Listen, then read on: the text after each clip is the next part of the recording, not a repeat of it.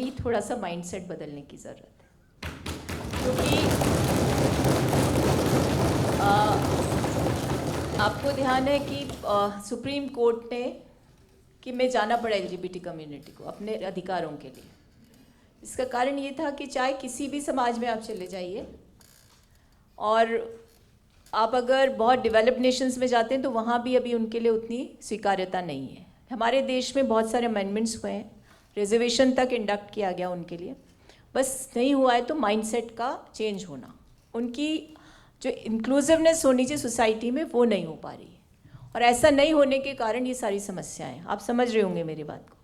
अब प्रॉब्लम क्या होती है, एक छोटा वर्ग है, एक छोटा समूह है, वो अपने अधिकारों की मांग कर रहा है, उसके अधिकारों से मेरा कोई सरोकार नहीं है, तो उसको मेरा समर्थन उतना नहीं मिलेगा। और जिस संविधान की आप बात कर रहे हो उस संविधान में सबके लिए समानता का अधिकार है, और यही कारण है कि आज LGBT कम्युनिटी को उसके अधिकार मिल रहे हैं। अब सिर्फ संदर्भ इतना होना चाहिए कि वो जब न्यायालय में जाता है, और न्यायालय उसके लिए बहुत ज़्यादा ओपन माइंडसेट के साथ जा रहा है, स्पेशली शायद केरल में ही हुआ है ऐसा कि उन्होंने अपने करिकुलम को चेंज करने तक के लिए कह दिया, और कन्वर्जन थेरेपी पर भी विराम लगाने के लिए सुप्रीम कोर्ट ने कह दिया, उसको एक नॉन बेलेबल ऑफेंस बना दिया। तो ऐसे में अब ज़रूरत इतनी है कि माइंडसेट पर बदल जाना चाहिए। अब आपको मैं एक चीज़ बताती हूँ, एक सुप्रीम कोर्ट, हाँ बताइए।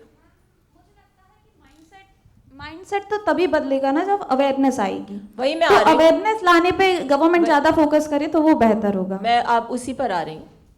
अब सुप्रीम कोर्ट ने एक मैंडेटरी किया कि सारे स्टेट्स को ट्रांसजेंडर बोर्ड बनाना पड़ेगा, लेकिन मुझे दुख के साथ कहना पड़ता है कि तमिलनाडु के अलावा कहीं भी ट्रांसजेंडर बोर्ड नहीं है।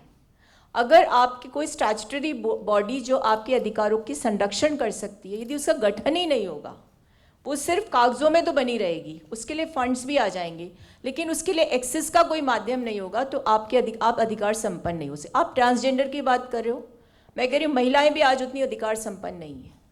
अब मैं आपको वापस यूके ले चलती हूँ। जब हम यूके में थे, वहाँ एक महिलाओं का भी कॉन्फ्रेंस चल रहा था वेस्टमिनिस्टर में। जैसे ही हमारा सेशन खत्म हुआ तो रंजना कुमारी मुझे वहाँ दिख गई, तो मुझसे बोली कि आप भी इसमें पार्टिसिपेट करो। तो मैं विस्मित हो गई वहाँ पर ये जान करके कि 3 decades back only there was a domestic violence bill. UK जो सबसे बड़ी कहते हैं ना डेवलप्ड सोसाइटी है, डोमेस्टिक वायलेंस बिल वहाँ अभी आया 30 साल पहले। और उसको कौन लेकर आया आप जानते हो? आप कह रहे हो ना कि बाइसेस होते हैं, हर जगह नहीं होते। वहाँ के एक मेल पार्लियामेंटेरियन ने अवेयरनेस कैंपेन चलाया, तब डोमेस्टिक वायलेंस बिल वहाँ पर आया। और वहाँ इसलिए नहीं आता था, कंजर्वेटिव सोसाइटी थी, पति से झगड़ा हो गया, क्योंकि सास ससुर के साथ तो रहते नहीं है, झगड़ाते सिर्फ पति से ही थे। पति से झगड़ा हो गया यानी वो महिला खराब है। तो ये माइंडसेट सोसाइटी का है।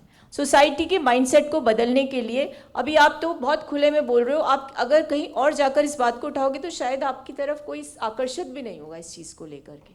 तो सचमुच में गवर्नमेंट्स को अवेयरनेस का काम करना चाहिए, लेकिन आप जैसे युवाओं को ज़्यादा करना चाहिए।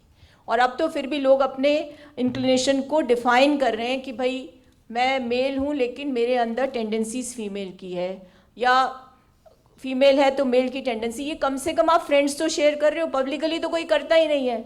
हमारे पास एक महिला आई थी अभी थोड़े दिन पहले, तो बोली कि मेरी बेटी ने मुझे 16 साल पे बताया कि वो क्या है। तो मैंने कहा आपने क्या किया? तो उसने कहा मैंने उसको अपने सीने से लगाकर जीवन पर्यंत उसको संरक्षण देने और उसका अधिकार संपन्न बनाने का काम किया। ये अवेयरनेस आने लगी।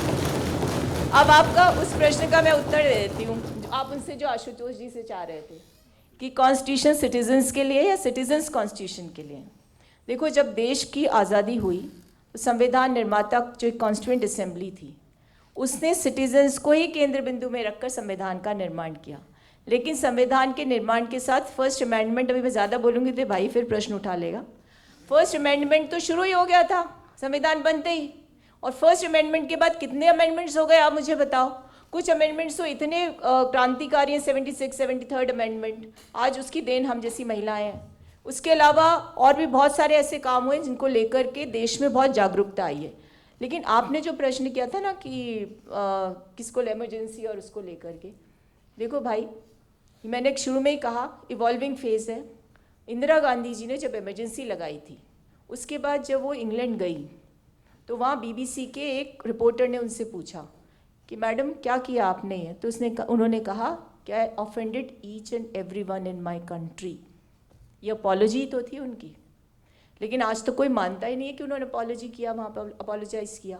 और चूंकि वो एक अच्छी एडमिनिस्ट्रेटर थी, एक अच्छी पॉलिटिशियन थी, 3 साल बाद वापस कांग्रेस की सत्ता आ गई। तो कहने का मतलब ये है कि एक तरफ तो घोषित इमरजेंसी हो, एक तरफ अघोषित इमरजेंसी हो। अघोषित अनडिक्लेयर्ड इमरजेंसी जो होती है वो ज़्यादा खतरनाक होती है। वो आपके राइट्स को किस तरह से कुचलती है उसका आप अंदाज़ा नहीं लगा सकते। पंडित जवाहरलाल नेहरू जो थे, उन्होंने जब आज कहते हैं ना सुभाष चंद्र बोस जी की स्टैचू वहाँ लगा करके हमने डीकॉलोनाइज कर रहे हैं देश को, ऐसा कहते हैं ना। लेकिन मैंने एक आइडियलॉग, आरएसएस आइडियलॉग को पढ़ा है, वो ये कहते हैं कि पंडित जवाहरलाल नेहरू जो थे, उन्होंने आईएनए के जितने भी कैडेट्स थे उनको लेकर जो सेडिशन का एक्ट लगाया था अंग्रेज़ों ने, उसके सबसे बड़ा डिफेंस करने के लिए पंडित जवाहरलाल नेहरू मैदान में उतरे थे। तो आप इस चीज़ को समझने का प्रयास करो कि आइडियोलॉजिकली हम कुछ भी रखते हों, लेकिन हमें भी तो गलती है एक, एज ए ह्यूमन। आइडियोलॉजी से बड़ी होती है सामने वाले को पहचानने की शक्ति। हम यदि आइडियोलॉजी के आधार पर चयन की परंपरा को निभाते रहेंगे तो माफ़ करिएगा, उचित लोगों के चयन की परंपरा खत्म हो जाएगी। और हम युवाओं से चाहते हैं कि आप सही और गलत के निर्णय में व्यक्ति को पहचानना शुरू करो। जिस दिन आप व्यक्ति का चयन शुरू कर दोगे, आपको सारी परिस्थितियां परिवर्तित लगेगी।